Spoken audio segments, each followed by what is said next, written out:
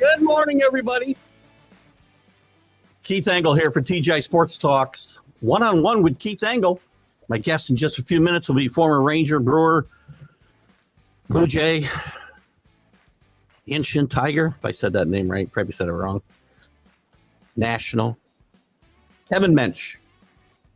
Very productive 7-year career in the major leagues. We'll talk to Kevin about his time there, and actually his time. I always get interested in what guys feel when they go to a place like Japan to play culturally and whatnot. We'll get into some of that, some of his more famous teammates and the era that he played in, and we'll take your questions as well. As always, if they fit where I am in the conversation, we'll kind of pop them up. If not, we'll revisit them at the end. I want to welcome everybody watching this morning on all of our TGI Sports Talk platforms, whether it's Facebook, YouTube, X, also known as Twitter at one point. We're trying to do better. We're live on Roku on the National Streaming Sports Network this morning, so we welcome all of those people. Get those that free channel downloaded, guys. There's a lot of great content you're missing out on. And also, we're on the Let's Talk Sports YouTube feed today. So welcome everybody on those places. Quick shout out to Ralph Williams at RW Media, doing a great job over there. I know he's no longer on the radio, but he's doing some great stuff on Facebook and YouTube and X as well. And I think he's got a little TV deal he's working on, specifically his Sports Corner with Smoking Jim Frazier from 4 to 6 p.m. Eastern Tuesdays. Check that out, as well as the rest of his content. Ralph does a lot of great stuff over there. DDH, thumbs up. And my special thanks, before I bring Kevin in, to somebody I know Kevin knows, and Billy Martin Jr., my guest last week. Great interview with Billy about himself and his dad. Catch that interview certainly in the archives, and we'll certainly replay it at some point. But I want to welcome everybody in this morning, and we'll bring in Mr. Kevin Mench. Good morning, Kevin. How are you? Morning. How are you? I am fabulous. Great to have you with me here today. I mentioned Billy after we got off the air last Friday morning. Billy mentioned that he had played with you in a golf tournament, or I don't know if it was with you or in the same golf tournament. It was his charity tournament we had. Being Angel Foundation, yes. Yep. So we had a great conversation. He's a great guy. Do you know Billy pretty well? Or? Not as well as you would think. It's just being here, but just in passing right now. But I told you before we got on that the contingent of retired players that live here in North Texas it's unfathomable. We have, I think our alumni chapter has been running for about 27 years now. There's only 2 running, ours, and of all places, Pittsburgh. So Jack Lazorko, former Major League pitcher, he's a Jersey guy. He runs our chapter, and we do a lot of stuff around the Metroplex here with players. Yeah, it's funny. I wasn't going to go this direction at all, but since we're on that topic, what brings them there? Is it the taxes? Is it what is there, or a plethora of things? I guess it's probably just a mixture of a bunch of different things. Taxes for sure. Yeah. But I mean, it's not even baseball. I mean, there's every sport is covered here. We got NASCAR, golf, all 5 major sports. I mean, it's really just in the area we are, the north, like the North Fort Worth, north of Dallas area is really the baseball. The hockey guys are usually up more towards the Plano area where the Stars are. Cowboys are in the area as well. I hate saying that word. I might throw up for a minute, but and then, the basketball guys are all over the place. So it really just depends on where the arenas are and everything. So, but I mean, like I said, there's got to be 500 plus athletes that live in the area. Well, I know there's a couple that are big contributors to National Streaming Sports Network. Jim Jeffcoat, former I almost said Patriot. He certainly wasn't a Patriot. Cowboy and Bill. I know he's in that area. Byron Williams, who's a very big Players Association. You probably know Byron, yeah. Great guys. Love them. Oh, we see them a lot, especially this time of year with all the charity golf stuff that goes. I mean, there's probably 10 different ones going on a week. So you just got to find, it's basically a first come, first serve when we do everything. Man, I gotta move to Fort Worth. I gotta talk to my wife after the show. I mean, you can't throw. It's kind of like a Starbucks in Seattle. You can't throw a rock without hitting the golf course here. That's what I need. I can't play golf for 9 months of the year. It feels like here for crying out. Well, you can't in the summer really because you can't hold on to the golf club. Yeah, so hot. I mean, but the rest of that, I mean, it's really only about 2.5, 3 months where you just find a day and then you run out and play real quick. Even playing at 6 in the morning, it's still 95 degrees. Yeah. Well, the ball goes better in those temperatures. So Yes. playing here in the spring in the rain and the cold, it's like hitting rocks for good. Yeah, but I like the grass back home as opposed to it is here. You can take nice little beaver pelts out and put it back. Here it comes up in just chunks. Yeah. Well, you're from I don't I guess not the Northeast, but from the East in Delaware, right? Yeah. I guess we'll call that the Mid-Atlantic. Yeah, Mid-Atlantic, I guess, is fair. I figure Northeast is anything north of the Mendoza line. We call it just north of. We'll go from Maryland up. We'll call it the Mendoza line. Mendoza line, but I love the Mason-Dixon line. But we'll call it anything north of Mason-Dixon. I'm thinking you talk about baseball and how bad baseball's become. So the Mendoza line becomes the gold standard as far as hitting, and I guess the Northeast's gold standard is the Mason-Dixon line. That's a good. I will get into that comment about baseball today as compared to. You got me focused right now. I'm all over the place. That's okay. We'll get there though. Listen, growing up in Delaware, I mean, were you just a baseball star in high school, or did you play other sports? Were there other options? I played. I mean, you know how it is. We have seasons. So I played soccer growing up. I hate running. So I played soccer into probably my junior year of high school, and then in the wintertime I'd play hockey.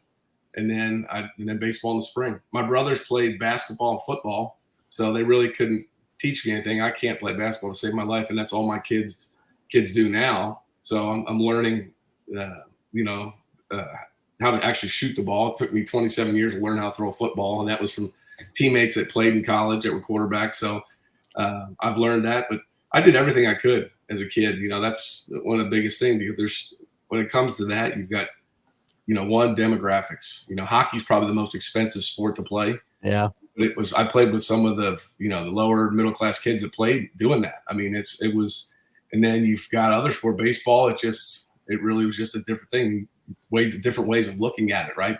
I think that's what missing from today's generation is being able to see sports from many different perspectives, different demographics, different angles of stuff, and just learning and listening. Everybody just wants to watch and go. So you're going to put me on my soapbox. I'll be up here all day. That's okay. You're welcome to be there. That's why I want their opinions. That's what they're here for. Well, ask some of those as we go forward here. Some of you, I want to share. I don't know. But if you don't, just say, you're fine. You seem to be very open, and we'll get into some other topics. But growing up, were you an Oriole fan? When you were a fan as a kid? No, I was actually where we are in the northern part of the state. We're Philly.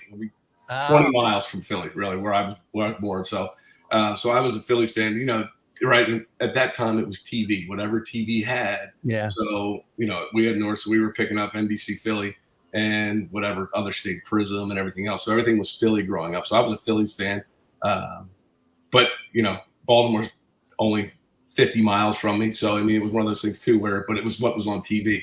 So growing up, Mike Schmidt was my favorite Philly. Those Phillies teams, got a chance to go see them. But then once I started playing, I got a chance to meet Cal and Billy Ripken and hang out with them and stuff. So it was one of those things where you just and then Brooks Robinson ran our players alumni forever until Jim Tomei took over. Yeah. I got a chance to meet those guys. Seeing those guys growing up, knowing about them, but not getting a chance enough to see them like the way TV is now. Now, they've got people fighting over rights for games, so it's still hard for fans to watch. I can't even find a game. They're on so many different platforms. I can't find. Even being a Yankee fan, they may not be on. Yes Network. They're on. Yeah.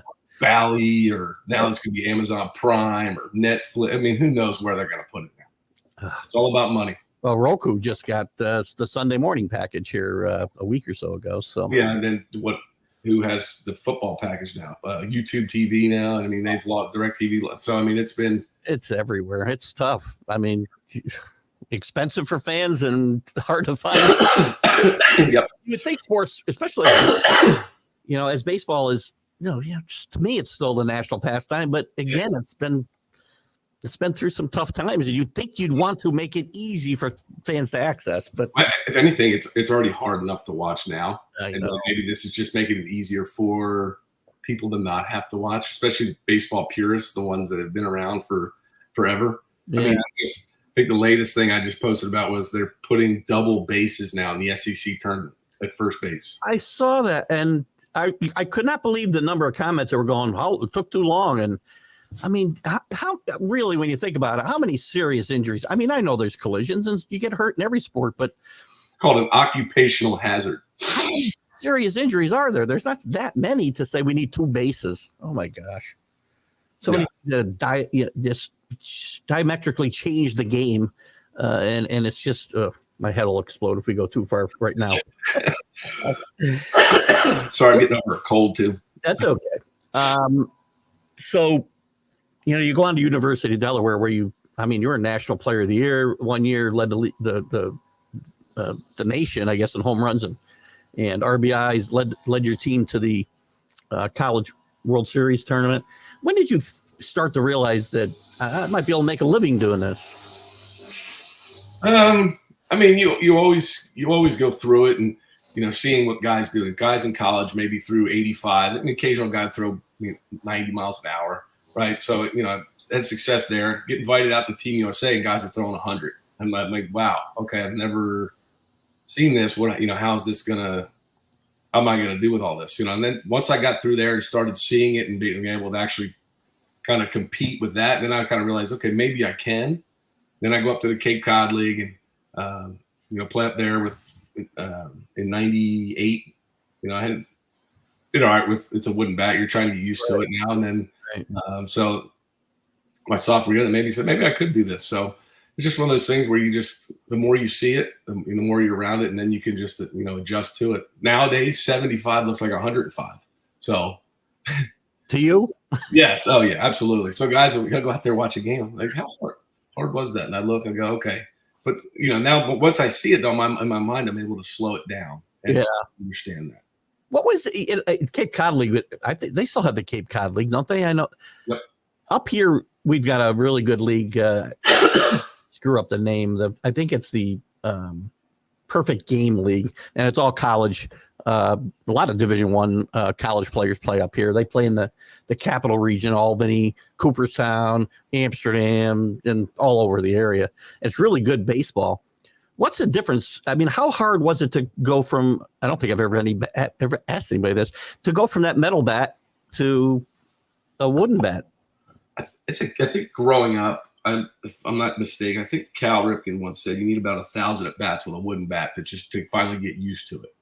And now they've changed the bats to where they want them basically like a wooden bat when they're 12 years old. So you're weeding out kids more. I mean, I'm sure, the trampoline effect for the bats that we had, I'm sure kids were getting hurt all the time, and kids were being killed. And I mean, they do it in all the sports, right? But I think with social media, how fast things can get out right now, these companies are they're just panicked and they go, all right, we got to do 180 here real quick. What do we do because of X? It's kind of like the rules of baseball. I had Zani on my show one day and we talked about, breaking up double plays and collisions at the plate. I said, Zani, if that had been you, that instead of Buster Posey, we'd still have it. He goes, yeah, absolutely. But baseball's worried about their product. But funny, like we said a minute ago, it's an occupational hazard. I talked to some umpires last week. I was at the ballpark talking. I said, I know it's out of your guys' hands, but they want us to police the game, but we can't because of the scrutiny that's around it. How many cameras and everything else. But I understand protecting your investment, but you don't have to change rules because somebody did something. Fine them, suspend them. I mean, why don't you just it's like the steroids, the PEDs, guys take them. Oh, we'll suspend them. Well, but you're not changing anything. You're just suspending them. Why don't you just say that's it, one and done? If you're going to do it, don't give them a second chance. Kind of like if you're going to give them a second chance there, give guys they talk about the Utley slide, right? In the playoffs. Yeah. Fine Chase. Fine them. Okay. You get $150,000 fine or something. Okay. Next time you do it, then you get suspended. Let the union decide what it is. Don't let baseball. To what you said about Posey, I always called the Posey rule. I mean, you're right. If that happened to almost any other catcher in baseball, it wouldn't have changed the rule. Same thing with if that happened in July, in a game in July, and not in the playoffs, it wouldn't have had the uproar. And the game's been played the same way for I don't know 150 years, whatever it is now. I can't math. Us Perth graduates don't math very well, but as I get older, it gets harder as well. Time is a difficult thing for me.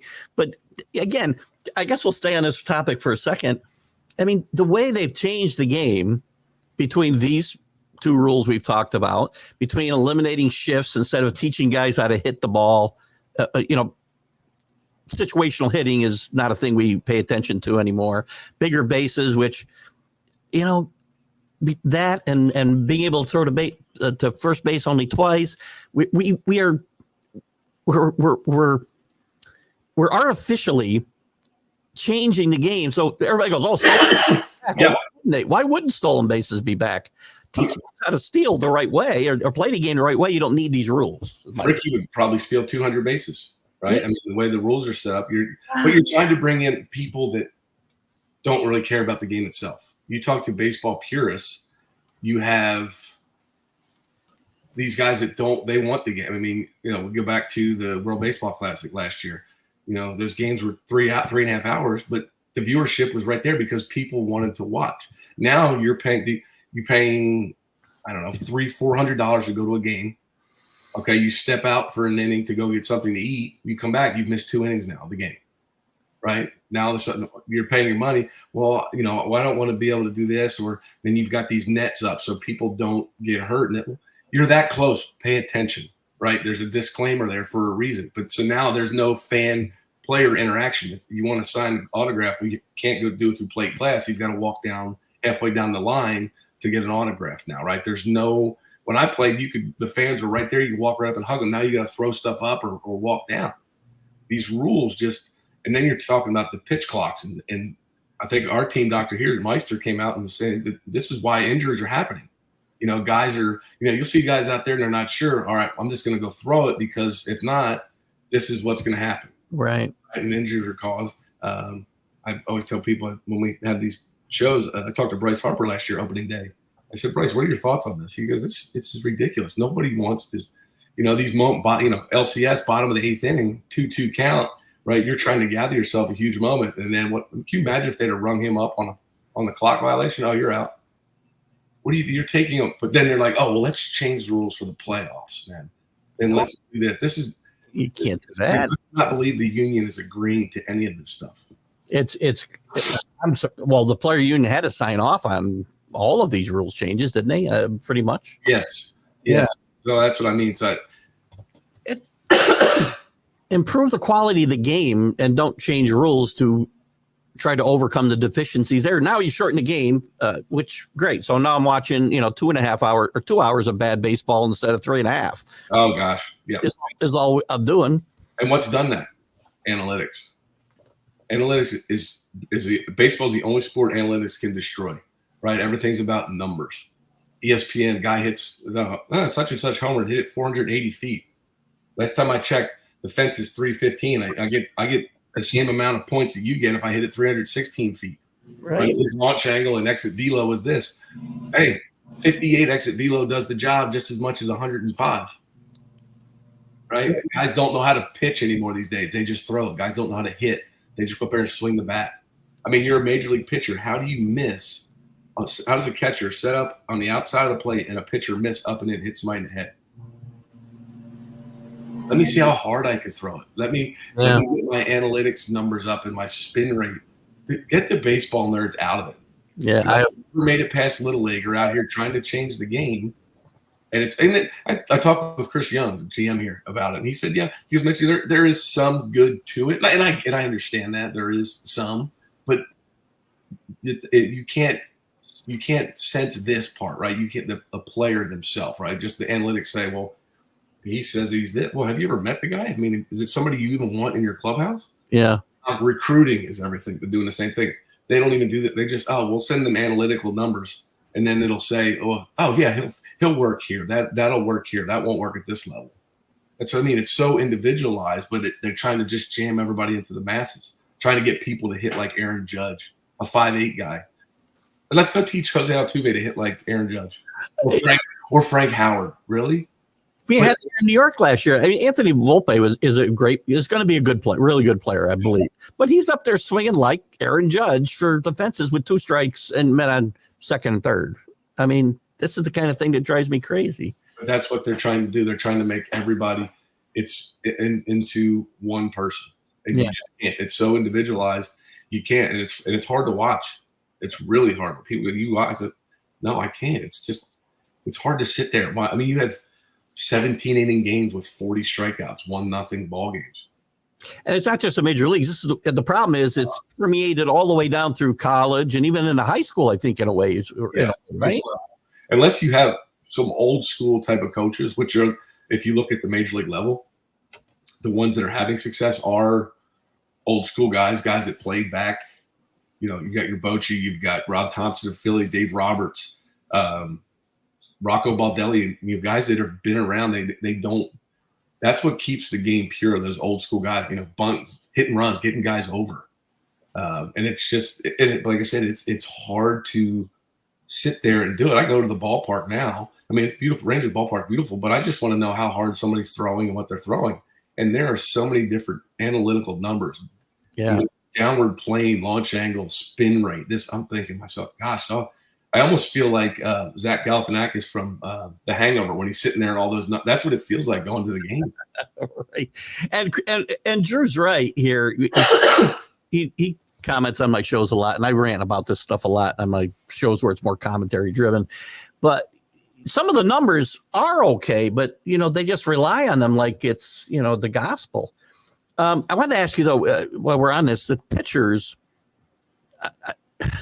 The way they bring pitchers along and they don't throw enough, right? Were you there when Nolan Ryan was involved with the Rangers? Mm-hmm. He was trying, if I remember right, Nolan was trying to kind of roll it back a little bit.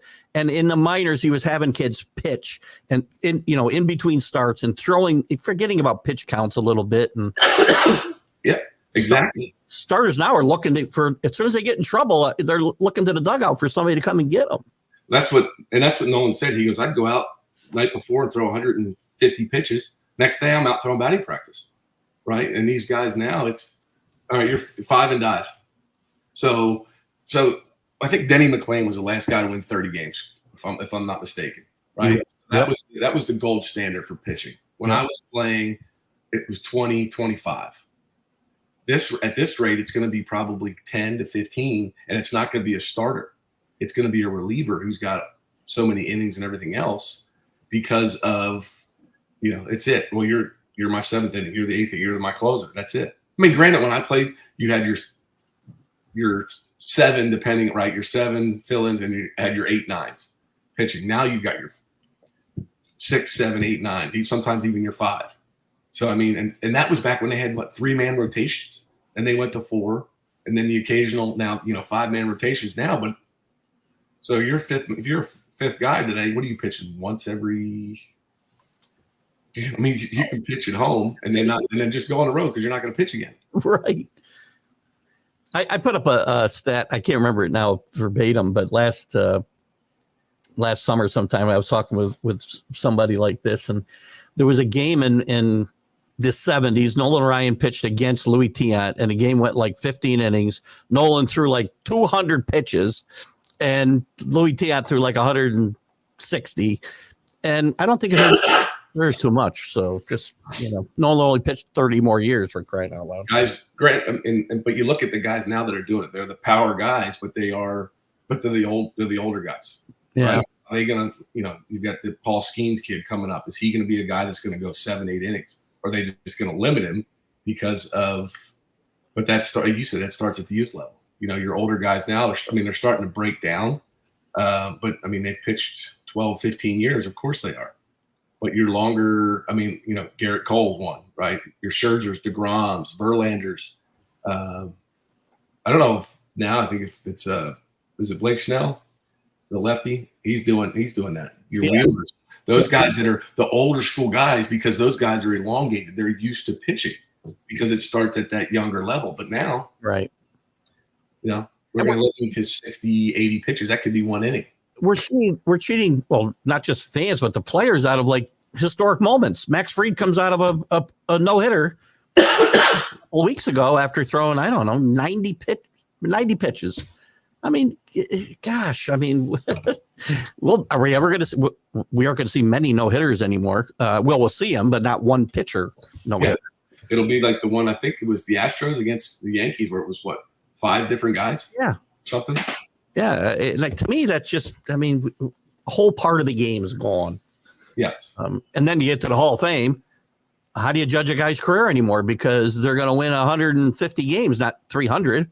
Yeah. Right. They talk about no more 300 game winners. There's not going to be 200 game winners the way the game's played today. Now you've got whip and all this other crap that goes along with everything. I mean, what is all this stuff? The Triple Crown. Why don't they just put whip, war, stupid stuff that just Babe Ruth spinning in his grave. Yeah. Bullpen games. Drew talks about it. Right. The game is totally upside down. Kenny says he's truly sorry. I wouldn't be sorry, Kenny, because I think it's true. I mean, yeah, they are. It's the mental side of it, but that's just this generation itself. They are. I mean, look at this rule now, the NIL rule, right? College players, able to jump ship when somebody hurt my feelings. Let me move over here, and I understand the rule to an extent. If I sign with you, Keith, right? Okay, you're head coach. I'm coming to your school, but then they fire you. You go somewhere else. Then I understand how the NIL, the transfer portal and all that stuff can work. Hey, you left. That's why I came there. Then you're able to leave. But I mean, these coaches now. So now, football coaches have to go recruit 60 players again. Basketball players. Look at this. What are you doing? You're entitling these kids to say basically I can do whatever I want. So you go to what does that tell them? Okay, you're out and you're in the real world. Go to work that day. I don't like it. I'm just going to quit and leave. Okay, leave. You think you're going to find another job the next day? It's something you got to. So that's what I'm saying. So now your resumes are just pamphlets long, as opposed to stick even with players, right? No players stay with their team anymore. There aren't any more Tony Gwynns, Cal Ripkins that stay with one team.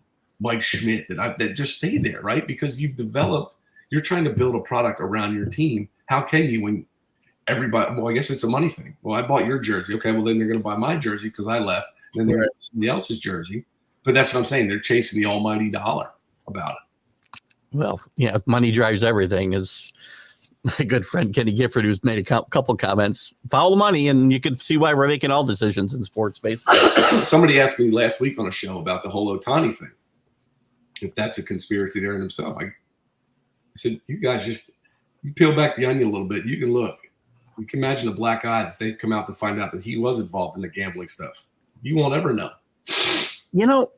That's a great point. I'm glad you brought it up because I probably wouldn't have thought to bring it up here. But even if he's not involved, well, first of all, to get all that money stolen from you, you have to be like the stupidest human being on the face of the earth without knowing what's going on. So he had to know something. Even if he's not involved in the gambling, if you're going to tell me this guy, the interpreter, I can't think of his name right now. It doesn't matter, I guess. He's losing as much money as he is, and he's this close to the game of baseball where he can gather all kinds of information and never once bet on a baseball game. I'd be shocked. Yeah. It seems impossible.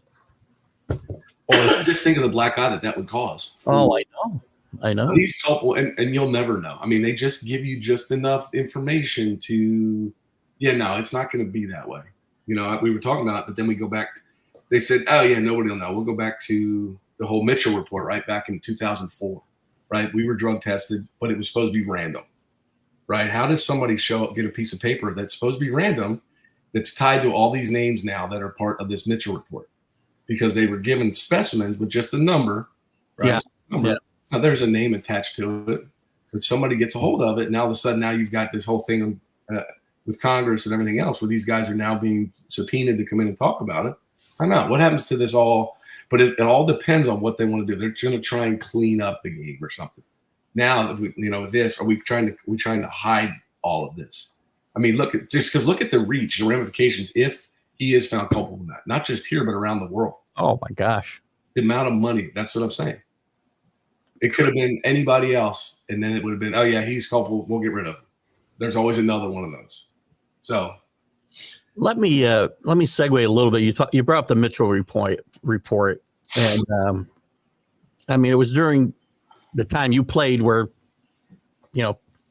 performance enhancing drugs are really starting to. Well, even before that with McGuire and Sosa and whatnot, but McGuire's was sitting in his locker. Here it is, guys. It's right here. But it wasn't a problem, right? Right. And then it was it was PEDs, it was steroid, it was the HGH as well. You play with two guys, or two that I can think of off the top of my head that had as far as their legacy, and A-Rod, obviously, and Rafael Palmeiro, who were heavily entrenched in this controversy, if you will. I've always been of the opinion when it comes to legacy and Hall of Fame per se, we don't know who did and who didn't do what. Put them in there, put in the, did steroids, whatever you want on their plaque. You could put the warts and all. Same thing with Pete Rose. Put them in there. You can't have a Hall of Fame without Pete Rose and Barry Bonds, A-Rod. I mean, I'm not a big fan of A-Rod, just for certain reasons, and we'll talk a little bit about that. But they should be in a Hall of Fame and just tell the story. What are your thoughts on that? Oh, and I was reading something. I don't know. It was on social media, and somebody goes, "Why don't they just make as a part of the Hall of Fame just steroid era guys?" And you imagine the amount of people that would go through that because of. Granted, there are guys that I know personally that took them that you would think, oh my gosh, no way that person did. And there's a lot. Like I said, they're just scratching the surface with what is there. But hey, somebody wants to take that and really put the chance of shortening their lifespan and everything else, that's fine. Yeah. I've heard rumors and stories from people about witnessing it. I mean, I've seen guys with bruises because they've missed with the needle. So, I mean, and that's the thing. So, I mean, they want to just sit here and they want to just sit here and nitpick certain guys, what they want to do. Yeah, there's guys that you think are the purest of all pure, and they're not. But that's the problem. So if that's what you want to do, but yeah, make a wing just for that group, and I guarantee you the numbers will go through the roof. Yeah, I've had some comments in some of my shows when we've had these discussions about having a kind of a Hall of Shame wing, if you will, for the gamblers, Rose and whoever else, we may have kept out for whatever reason, and the steroid guys. But that's an interesting take on it. What were your thoughts on, by the way, I can't let Rafael Palmeiro go without, he's the one guy when I saw him testify in front of Congress, when he said, I was getting shot in my ass, but I don't know what was being put in there. I'm like, really? Like, who's letting somebody do that without knowing what the hell they're doing? Guys doing all kinds of stuff, for sure. Oh, sure. Gosh. Somebody posted up here, he wants a Brad Fulmer story. Well, we'll get, we can do that if you want to do that. So, sure. And we'll get to all these comments, guys, real quick before you do that. So this is a Brad Fulmer story. So Brad was home rehabbing, and at the old ballpark, there were two ways in. There was a west entrance, which is by our clubhouse, and an east entrance, which you had to drive all the way underneath. So when we were on the road, the west entrance was closed, so you had to drive in from the east all the way through the tunnel back to park.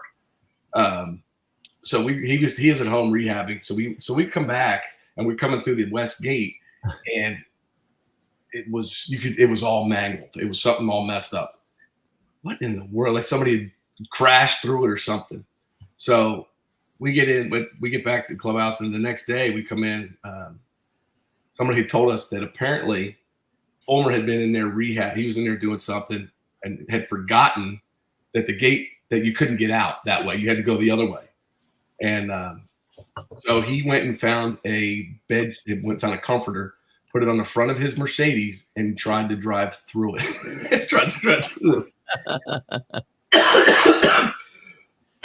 His convertible Mercedes. Tried to drive through it. Oh my God. He was the one guy we would get in the batting cage. He'd be in there, and everybody would be in the other cage because he would just leave him alone. Nicest guy in the world, but you looked at him and you were just, I'm going to sit over here, Cobra. We're going to sit over here and do this stuff. So, but he was a funny guy, very funny, personable guy. I sat next to him on the plane all the time. He was a really good dude, but man, when he was in baseball mode, he smashed we had a fridge that was in the batting cages that was full of drinks. We come back one day and it's just mangled. He destroyed it with a bat one day, just pissed off about something. Oh yeah. That's hilarious. And I want to thank Chris. Chris is the one. I know you got a couple other comments, Chris. We'll get to them before we let Kevin go. And Chris is the one who hooked Kevin and I up, and I appreciate that so that we can get Kevin on today. So Thank you, Chris. Tell me a little bit about A-Rod and your time playing with A-Rod. I mean, I never felt I was ever got the real A-Rod when you'd see him from, where I'm watching, right? It just felt like it was a little bit of I can't think of the word I want to say. You weren't just getting the real person. What's your take on A-Rod? And his personality. Great player, obviously.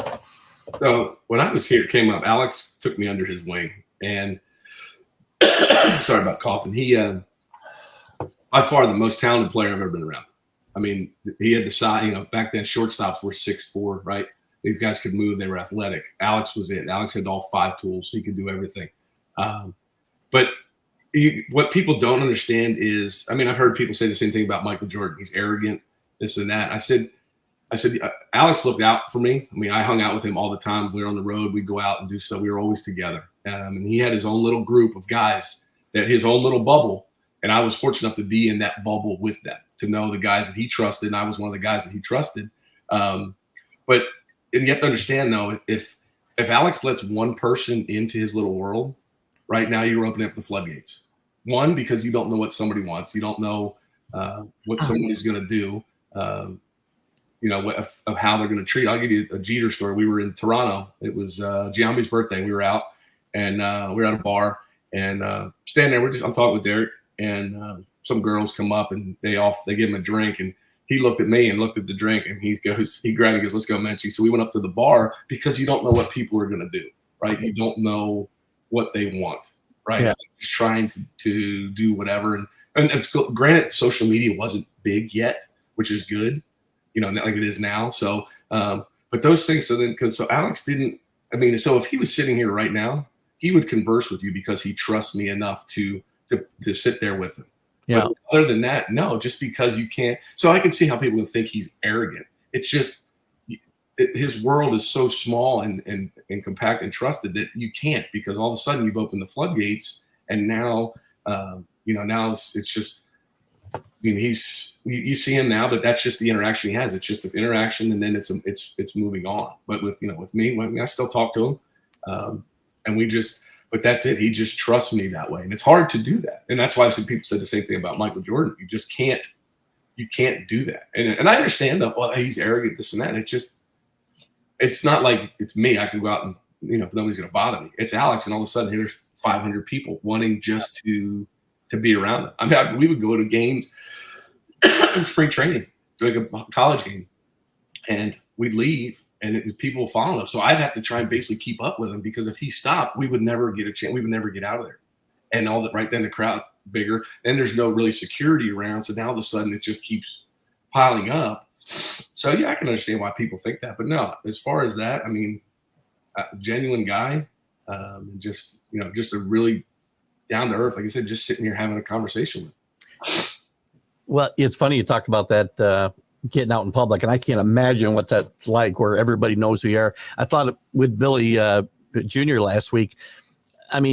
His dad. A lot of things that happened to him just because he was Billy Martin. He didn't go out looking for trouble.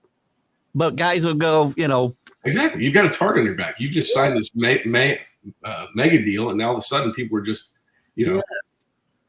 right? If any answer sometimes is a wrong answer. So that's why you don't see a lot of, even on social media posts. Alex doesn't post a lot. There's nothing. It's just, here it is. That's it. Because, right, you've opened up a can that you really don't want to deal with.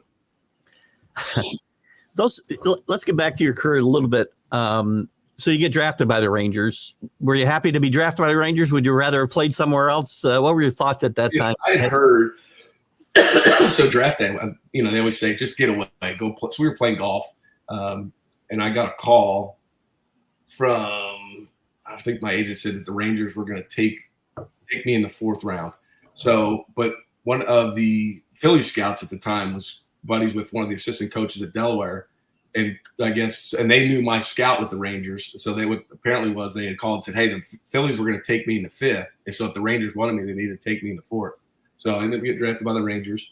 Never got a chance to play, with my Phillies, but playing in Philly, playing against them, doing that stuff. So, and then, go to Pulaski, Virginia. I don't know if you know where Pulaski is. I know where Virginia is. Yeah. It's 20 miles south of Blacksburg on 81. I know Blacksburg, yes. So 20 miles south in the Appalachian Lake. So right there in the mountains, beautiful little area, and going down there and but traveling around and seeing that and being around. And then I got called up to Savannah for a week, which was good. Never played Sand Nat Stadium. And then I jumped A-ball, went to Hyatt, went to the Florida State League in 2000, which as a 22-year-old kid, what's better than being in Tampa half the season, right? Ybor City, you're 21 years old, hanging out. What's it like when you get to the major leagues and your team had success in college? I'm assuming high school you probably had great success. Now you come in and you're losing a lot more than you're winning, at least till Buck's second year, I guess. But at least the first couple of years, what's it like? And it kind of goes with Drew's question here about how frustrating working your ass off for 162 games and always having to look up the Angels or the A's or whoever it might be. What was it like that kind of transition? I never really looked at standings just because I knew it was a marathon. You sit there and you just wonder, oh gosh, what are we going to do? I don't think a lot of players do look at that stuff as far as, there were always going to be battles with Oakland and in the division at the time with only 4 teams. So, you go through that and you never really looked at it. But you couldn't hide it because the media's there. Hey, you're such and such behind, or, you're 2.5 up on such and such, and just, okay, baseball players, you tell them it's just, we're creatures of habit. It's not a habit for us to sit there and look at the newspaper and see where we are. We just go out and play the game, and then, you see it and you're at the ballpark, or you're out in the field, and they're, oh, here's the standings or something. But other than that, I didn't think much of it. Okay, we've got to make up such and such. No, but even outside the standings, losing more than you were. Yeah, no, it was different. I think I was doing something. I was having fun, right? Yeah. This was a job, It wasn't work, right? This was job. I was having fun doing my job.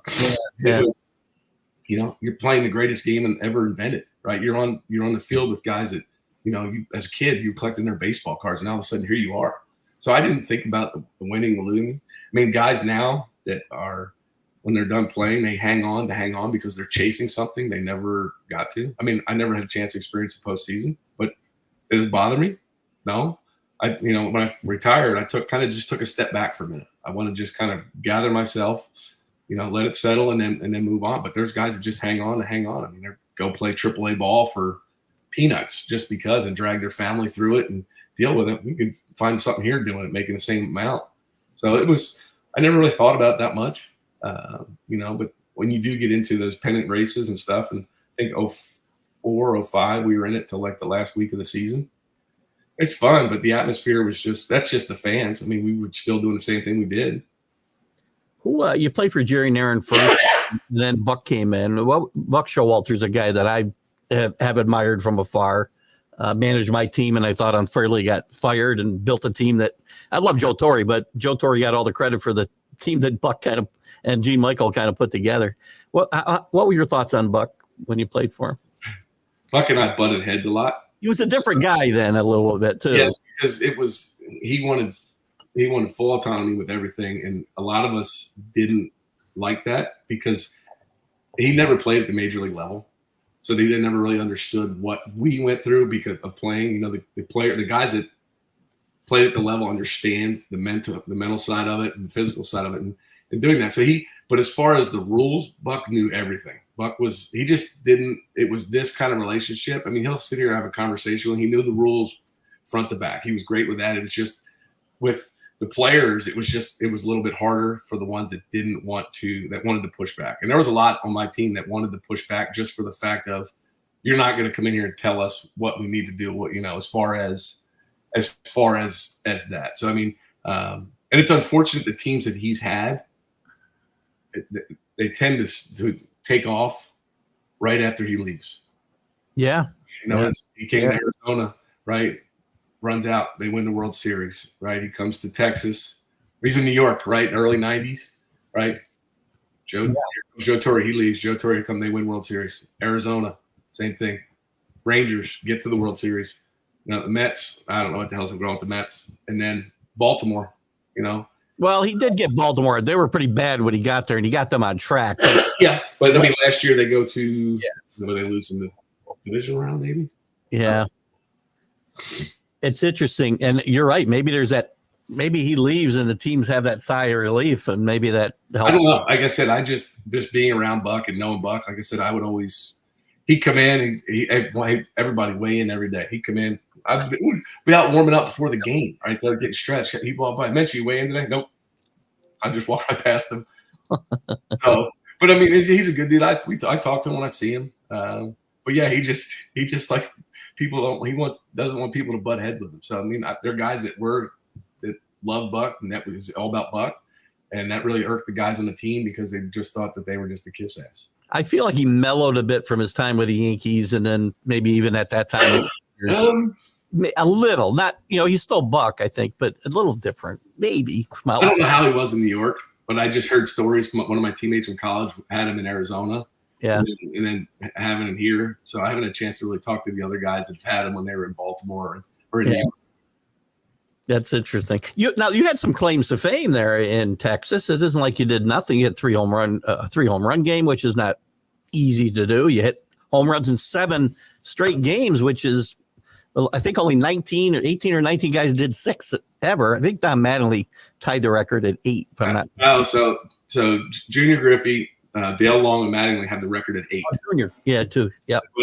And I have the record for right-hand batters. Everybody else, Kendrys Morales was switch hitter. Rafael Devers switch hitter. Interesting. 2 righties, and then I set the record in Cleveland, and it was tied by Mike Trout, who's a South Jersey. His dad's a Delaware kid, so I've known Mike. I've known his dad Jeff forever. He tied the record in Cleveland last 2 years ago. So it was one of those things. People go, well, you were, and I did it. I only had one off day. In between. Mattingly did his over the All-Star break. So after I did it, Donnie and I talked about it, and he's, trying to have that much time off and do it to be able to continue the streak was just, and I never thought about it. I think Frank Howard actually had the record, was 5. For right-handers? Yes. Yeah. Yep. And I never thought about it. In hindsight, should I have tried to? Yeah, but what would that have benefited me going out there trying to chase something that's not me? I think that, and I don't know what I ended up with that night, but I just remember the media coming in. Are you guys going to leave me alone? Yeah, when you're done, I just, social media wasn't around at that time, right? But I remember Buck just saying, "Hey, Mench, it was, that was fun doing it. Being able just to be a part of it and having fun with it." Like I said, I never thought about trying to hit home runs. It was just trying to go up and do my job with that. It's interesting. If I'm not, I could be wrong because it's a long time ago, but I feel like Donnie tied the record in Texas. I almost think he tied the record in Texas. I don't know. I have to ask him, see what I don't know. You'd have to look and see with that. And tell me, I need him on my show too when you talk to him. Just and then the 3 homer game. What I didn't know was the 3 home runs was in 3 straight innings. A guy had showed me the book. Really? He goes, "That's only the second time in American League history that's ever happened." I said, "Really?" I didn't even thought about it because we were doing some charity event. He goes, "Yeah, I got the book right here." And he showed me. It was like the 5th, 6th, and 7th innings. And home run in 3 straight. I mean, to be able to bat twice, to bat around. So, for that to happen, he goes, yeah, it's only the second time ever. I said, wow. That's amazing. Shortly after, I think you also had the 50th Southland hit in Ranger history, which is against the Yankees. Yes. Thank you. We probably lost that game too, I'm guessing. But I think it was off Mike Messina. Well, you got it off a pretty good pitcher too. So, so these things happen. I think that was a 7-game home run streak the same season. Was it that you got traded? Yes. I think. Yeah. So you go through those highs and you get traded. What's it like to get? I got traded the day after the 50,000 hit. Yeah. What's it like to? I'm assuming you're established. You're happy in Texas, and what's that like for a player to be uprooted like that? It'd be like me telling Keith, get your stuff. You got to go. Where are we going? You're moving to, I don't know, Antarctica. You're going to have to do your show from there. I didn't know. It's a whirlwind. And then, so I was fortunate enough once I got traded to Milwaukee, Jeff Cirillo was one of my teammates. So Jeff and I got a chance. We talked about it. He goes, man, it's tough. It's a mentality you have to have. The thing about nowadays, guys jump ship all the time. When we were growing up, guys stayed with teams forever. And that's all, always thought it was going to be, because you've kind of established, yourself in the community with the fans, and then just trying to create a family itself and doing that. And then all of a sudden it's like, hey, get your stuff and go. You don't get a chance to say bye to anybody. You're gone. And it's tough. It can really, really wear out. That's why I struggled, I think, that year. And then the next year was better because I was kind of settled in. I knew guys over there. my teammates that I'd played with or played against. So I knew it wasn't like I was just going to some random team, but it's definitely a lot to take in for sure. Yeah. And as you go through your career, I believe, I know some guys get sold to Japan. You decided to go to Japan, didn't you? Yes. Yeah. That was one of those things too. What was that? What's it like? Have you ever seen Mr. Baseball? I have. I love that. Exactly how it's run. That's exactly how baseball is over there. Yep. Same. Everything's run that way, and it's different. You've got to learn a whole new system, all new pitchers, and everything else. It's a lot to take in a short amount of time. You didn't play a lot when you were there. Were you injured? No, it's one of those I wasn't able to make. I mean, they don't. It's like hot garbage. They don't want you in if you're not doing it right away. They want you out. So I think if I had an opportunity just to just settle into it, like I did, like being traded to something new, yeah, I'm all right. But no, it was one of those where you just, hey, you need to go now. If not, so what? I mean, would you? I'm sure you would have preferred to do better. But as far as being in Japan itself, did you enjoy the experience of? Yeah, very, very fun. The people were, very personable. The players, just the atmosphere. The food. I love the food over there. I love Japanese food. I love being able to just to see and experience something new. The town we were in, Hanshin, we had right by the ballpark was a trash recycling plant and a soy sauce factory. So and all the concrete. So you can imagine in the summertime, it's probably about 150 degrees with all the concrete. That smell just emanating all around. So it was definitely fun. And like I said, a different experience. And then getting to see guys that, you played with over here that were there. Yeah. So, heck, one of my teammates lives right down the street from me. So it's just a chance to do something different. Interesting. To switch gears a little bit, I know your wife is the sister of Scott Posednik, former Major League Baseball player. You didn't play with Scott at all, right? I mean, how did you meet her? How did that happen? My first year pro ball, we were in instruction league. He was there rehabbing. I think he broke his hand, or no, maybe he was hurt. So he was at instruction league with us that year, and then that would have been '99. So then the next year. Colby Lewis and I because we got drafted together. We were roommates all the way through the big leagues. Next year we go to Port Charlotte, and he was there. I think that's when he broke his hand. He was rehabbing, and he was staying with us. So that's how I met him. So I've known him since, I've known him 25 years now. So, but that's how I met him was through instructional league. Then you met your wife through? Yeah, his wedding. Yes. Is he happy you married his sister? Is a good question, I guess. But I remember guys joking around back during spring training and yell stuff across the field and everything. But it was one of those things where you're just like, What? Oh gosh. I'm getting off into crazy stuff here, but I read an article just recently about Bruce Bochy's head size. And that he may be challenging your mark for at least a Texas. I don't know if it's a Texas Ranger record or the baseball record. I don't know. I'd have to. I need to find out one day when we're down there. I'll have to ask Boch. Just say, hey, let me put this on and see. I think he's got like a 9.5, maybe. There was one kid one time playing Detroit. I think his name was Matt Rooney, and I went up. They said, "Hey, Mench, you got to put his hat." I put it on. I think I could get a fist in his hat at that point. But like I said, the internet's 100% true, so I'll let people run with it. So is it true that your head was as big as I've read that, at the time you were the biggest head in the major leagues? He started the whole thing. Brain, so it's a good thing. It's not a bad thing. Frank Kona. Tito always was busting my chops about that stuff. That's all he ever did. Did you like the nickname or no? Yeah, and I've known Tito since when he was coaching the Phillies, because he would come down to Delaware when I was there. I'd met him and the late John Vukovich. So Vuk's son, Vince, I played with at Delaware.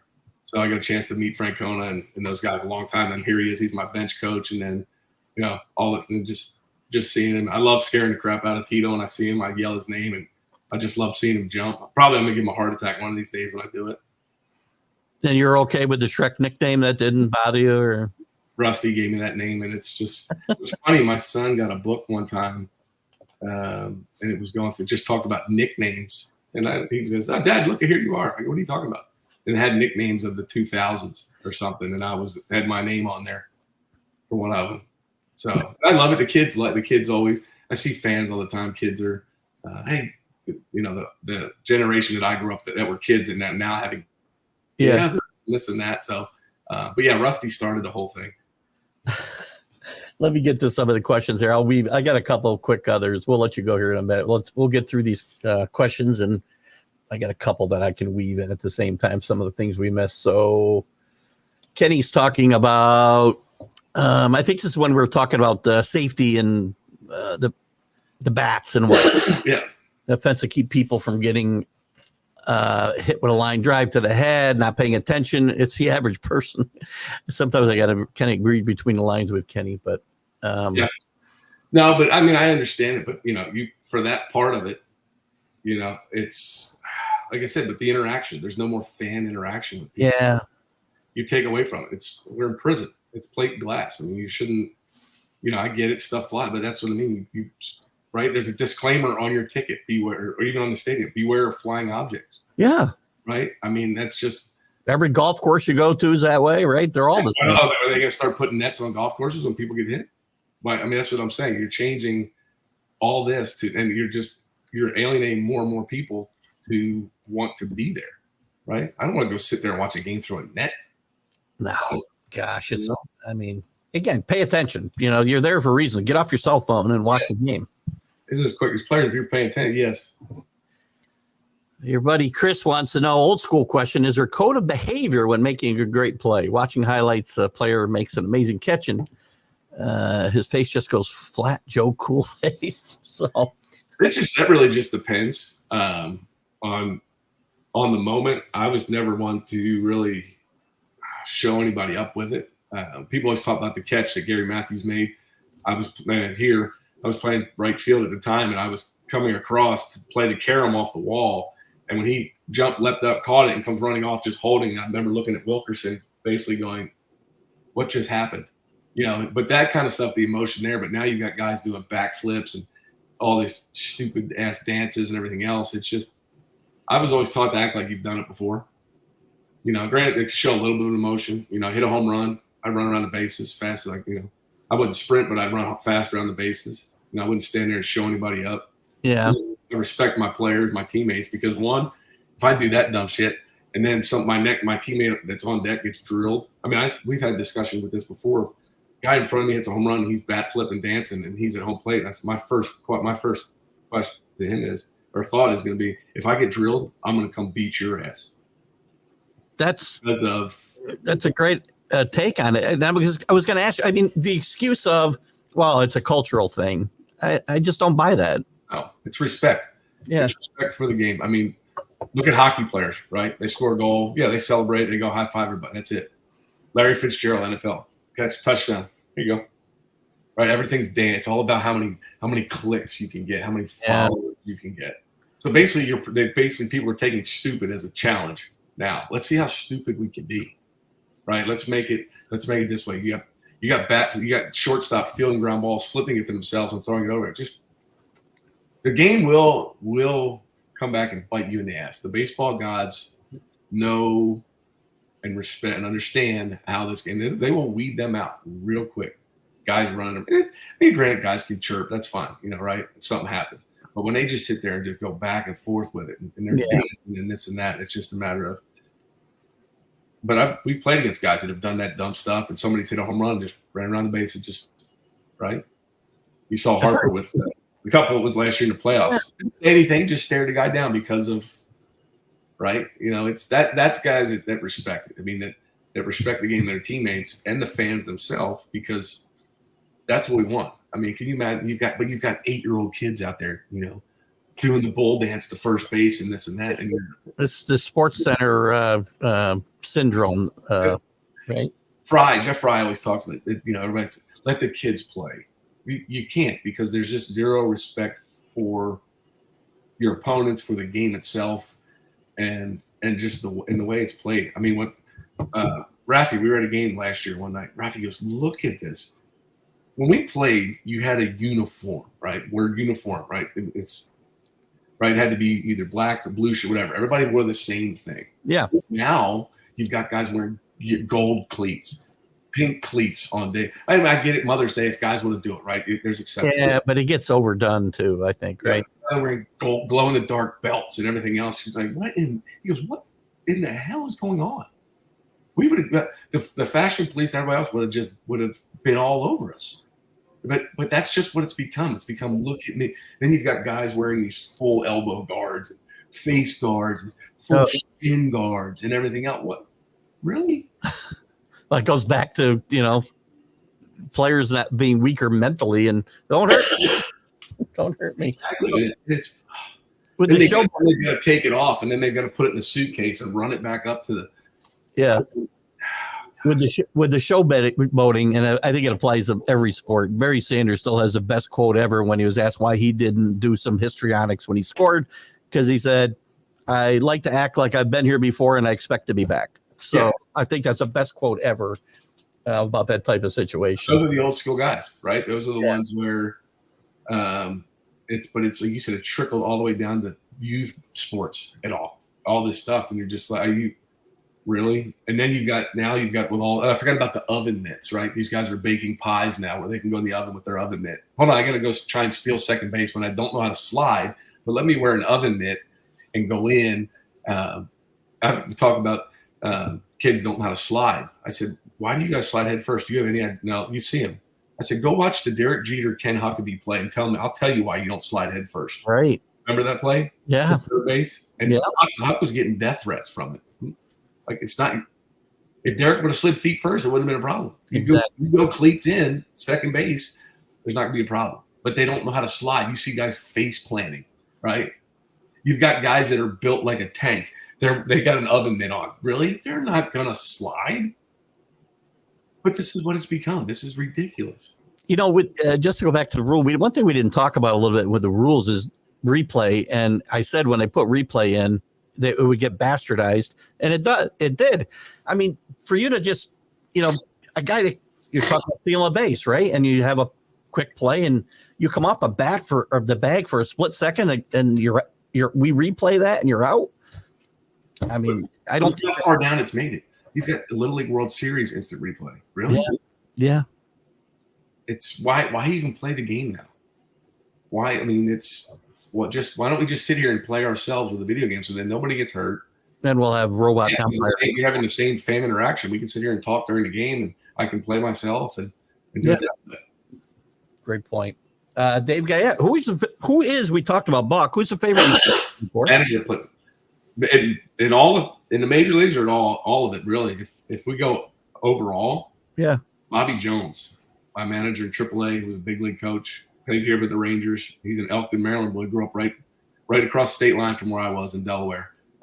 He was an outfielder, right? Too, wasn't he? Or no, with the Rangers, I think. Yeah. Funny, one of the best managers I ever had because, man, he could get the most out of his players, but he knew, Vietnam vet and everything else. So he knew how to get everything. He was a great man. Still a great guy to be around and talk to. He could make a sentence out of one word. He'd just make it into one word. He could talk. He loved. Funny as anything. But I was fortunate enough to have managers that played in the big leagues at every level that I went through. So I was fortunate enough to do that and have gotten to learn that process. I had Bruce Crabb my rookie year in rookie ball. And then I had Edgar Caceres, Chino, played in the big leagues with the Royals. And then in AA, I had Paul Carey. And then AAA, Bobby Jones. So, I had guys that had been through it the entire time to learn from.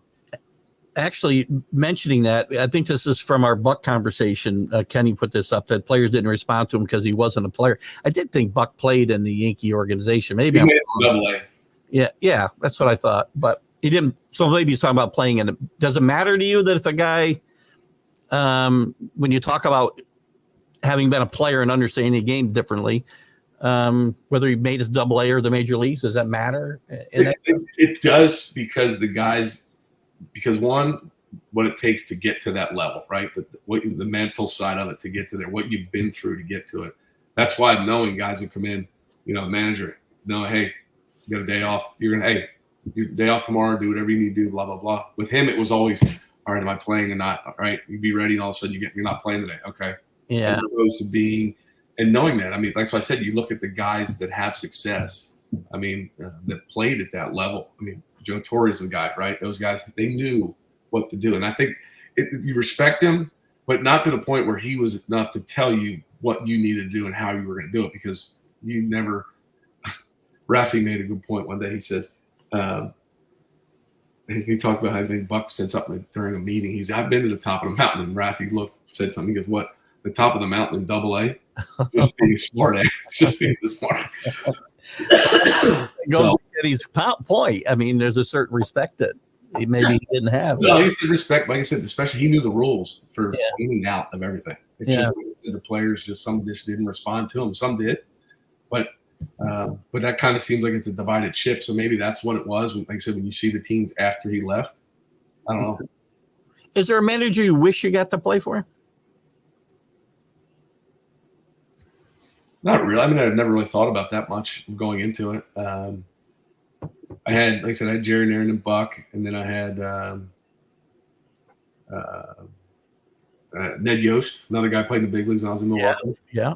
And then Jim Riggleman, another guy in Washington. So, I mean, and then I had Cito Gaston for a little bit, and then, oh my gosh, was Gibby my manager too? Maybe it was just Cito. I don't even remember. Yeah, John Gibbons. Yeah, John Gibbons was. I knew Gibby too. So those guys, so those guys, it's just there's a lot to that. Like I said, different personalities and everything else. So, but being around those guys, and back then, a lot of the guys that coaches had played or were big league guys that knew stuff. So you were around them and just learning from them.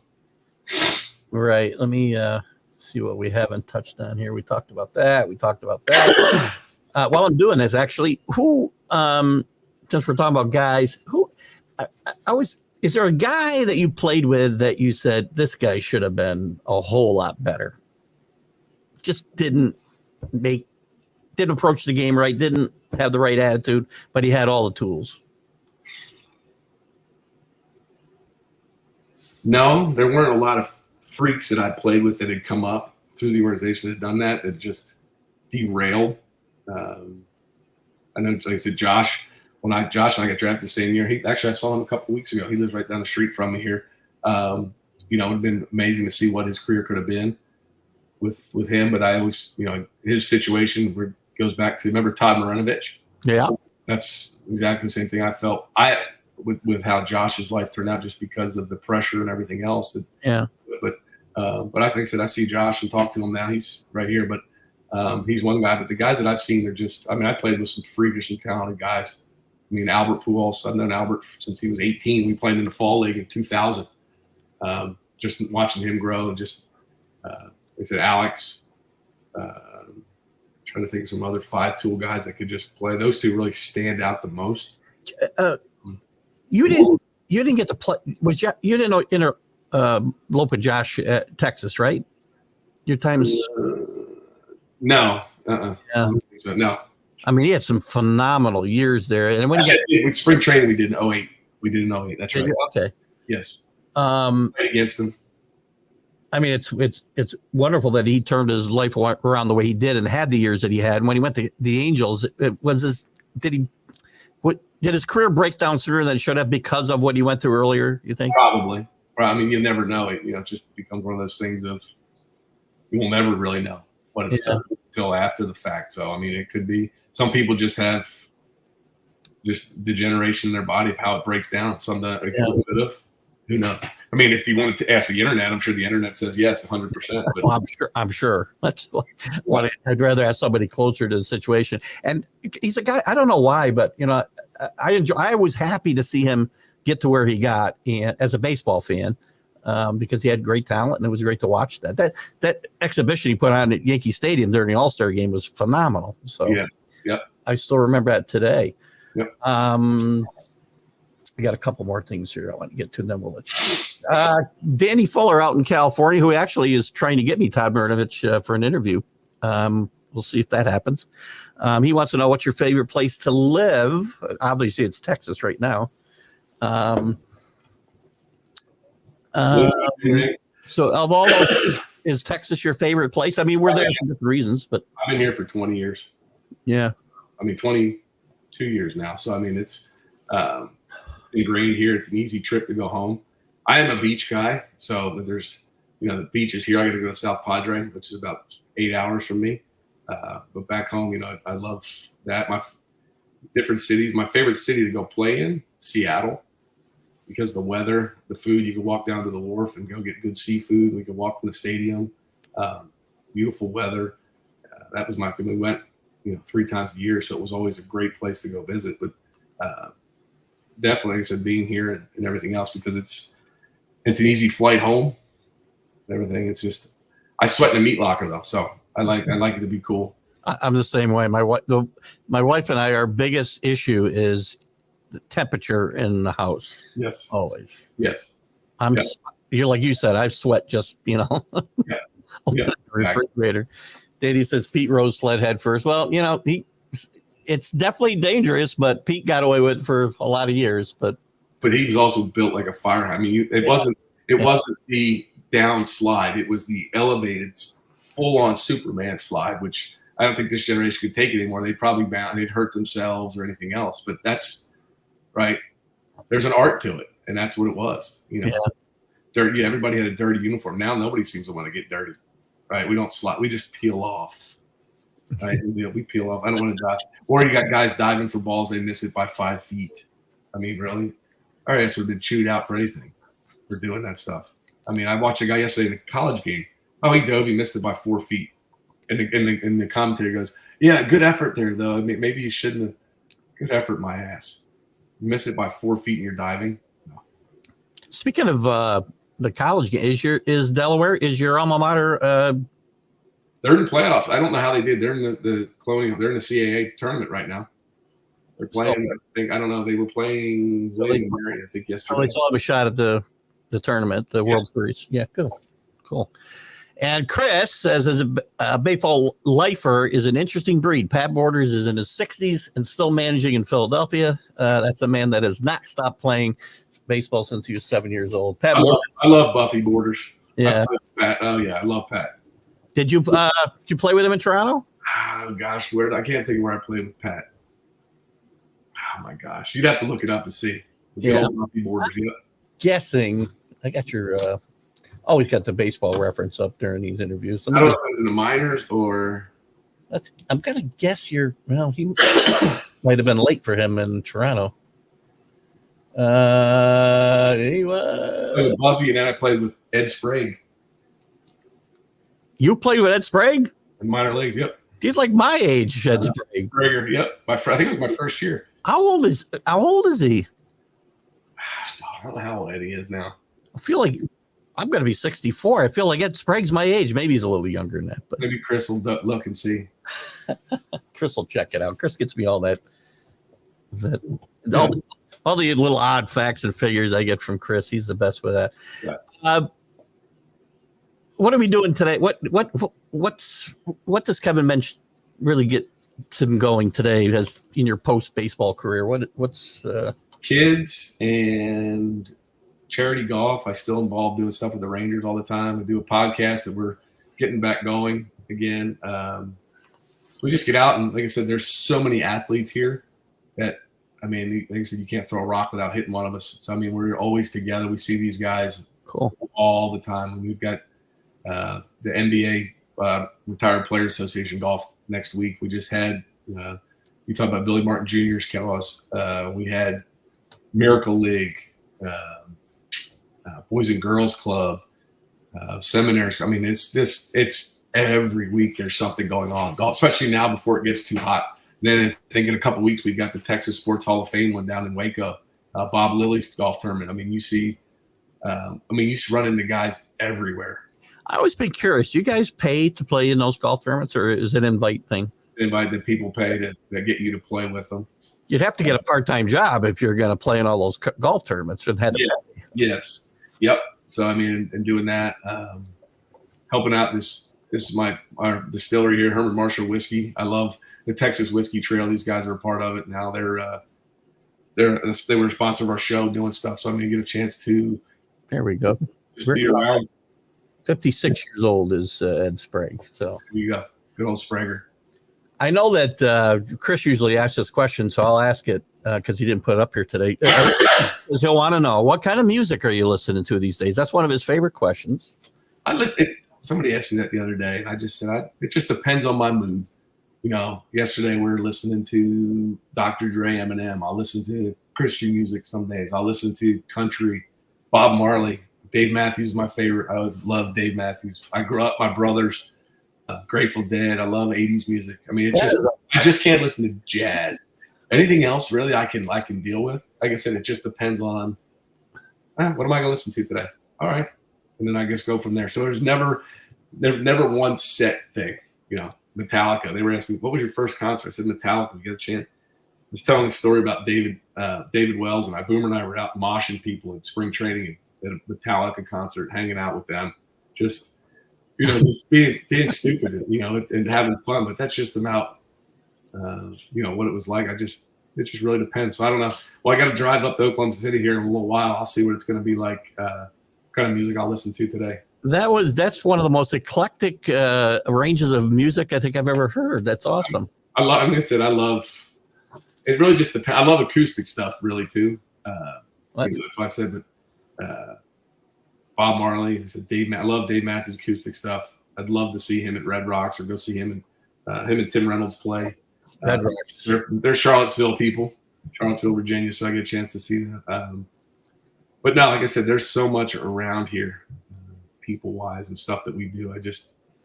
Really just depends, country music or heck, I was hanging out with DOC the other day from NWA. I mean, he lives here. So, I mean, this is the stuff that we run into. There's people everywhere. Wow. Just because I missed this, my buddy Rick, I don't want to leave this question out. Other than Fulmer, who are the great characters you remember from whatever level we're talking about? I think Fulmer's the biggest one, just because he just didn't care. But I was fortunate. I never played with anybody that was a complete asshole. I've heard horror stories about guys. Yeah. I was fortunate enough to not. My first year, John Rocker, Carl Everett, two good buddies of mine. I mean, you know how they were back then, where they were just basically blackballed of these two are never going to be, the media turning this. There was never any issues at all with those two. Those guys were great. Rocker just wears his emotions on his sleeve. I talk to Rocker all the time. Just down to earth people. And that's what it's just how they get, viewed. I know Rocker got bad rap for that whole Jeff Pearlman article. Yeah. Oh yeah. I heard the stories about how that all came to fruition. But yeah, so those guys, I played with some really good guys, but Fulmer definitely had to be the biggest character wise and everything else. But I think the last year he played, we were talking of Hank asked him, he goes, hey, what are you going to do this winter? He goes, I'm probably just going to go home and sign with my couch. That's it. Rocker, it's a great point. I mean, I say this all the time, and I didn't originate this, obviously. People's perception is their reality, right? So if you take a person in just one little context, like John Rocker, you're going to look at him in a totally different way than somebody like you might. So, yeah, right? Exactly. There's an update for you. The Blue Hens are playing William Mary today. Yeah. I didn't think about this question. Thank you, Drew. I don't know why. What are your thoughts on the Rangers finally winning a title last year? I felt more for the fans that have been here since '72, the true fans that have endured for 52 years, right? I mean, they had just been, the old Arlington Stadium to the old ballpark to now.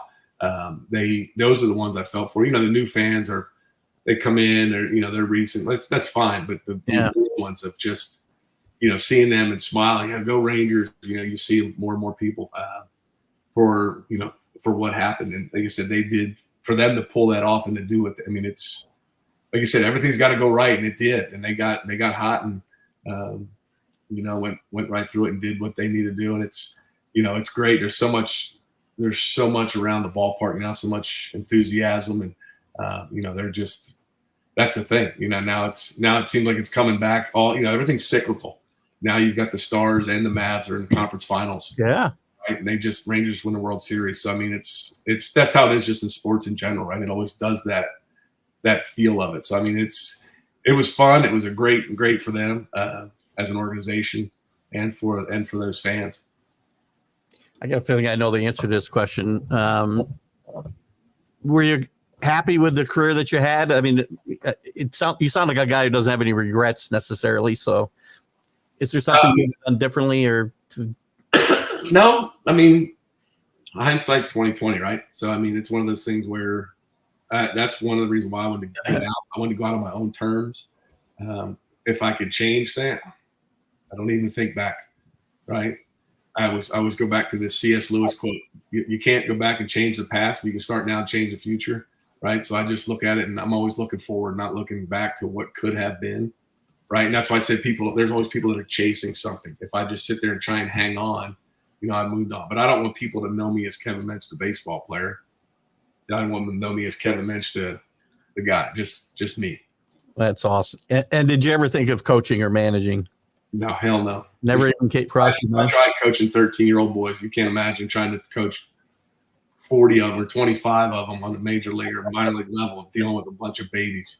Right, the way a lot of them are. It's tough. I mean, plus I got kids. I want to watch them grow up. I'm not going to bring up Danny's question because we kind of touched on the rules earlier, Danny, a lot. We went into it in great depth. So if you weren't here, kind of go back. Anyway, your buddy Chris is wishing you the best of health and hope you feel better. I feel the same way. I feel like I've had Kevin Mench, the person, on here today, and not just Kevin Mench, the ball player. So we touched on I try to touch on a lot of different topics, and I Absolutely. hope.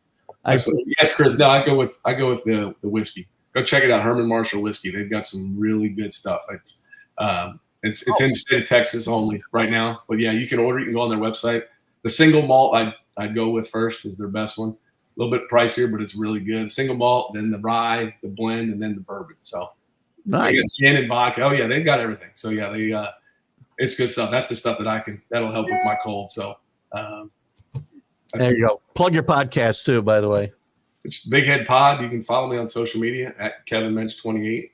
I'm still learning how to do all that social media, because I think the demographics and the age really varies from like Facebook to Twitter, X, or let's just call it Elon's Facebook or Elon's social media. X does. I don't like X. I guess it's just for Tesla or Instagram. So I don't know. I'm always on there trying to do stuff. I always talk smack to people and everything else. So I like having fun with it. Well, that's what I do. I do it to have fun and talk to guys like yourself. I'll put this up so I don't have to say it. Drew's saying, feel free to mention Keith to other players. Feel free to mention if you had fun today. I hope you did. Oh, I always share all this stuff with people. So it's always a matter of, I can get guys on, whatever. Just let me know. It just depends on what guys are doing and everything else. Like I said, there's so many guys here that just like to, especially the old school guys that just want to talk shit. Well, I'm gonna hold you to that, and I might reach out to you and try to get a few names if you don't mind. We'll have a great time. Danny has enjoyed the show. I have had a blast with you today. This is why I do this, just for fun. I got a real job, and this is what I do to get rid of stress. Gotcha. So I have a lot of fun. I've had a lot of fun with you guys. I appreciate you tuning in and watching you. Sorry about that. I've enjoyed the hour. You guys have been great with the comments. Kevin's been great with his answers and his frankness. So we'll see you guys on Sunday with the Stream of Consciousness, and next week we'll have Harvey Williams, former running back for LSU, James Martin, you'll like that, and the Kansas City Chiefs and Oakland Raiders. So we'll look forward to that. You guys have a great weekend, and we'll see you on Sunday.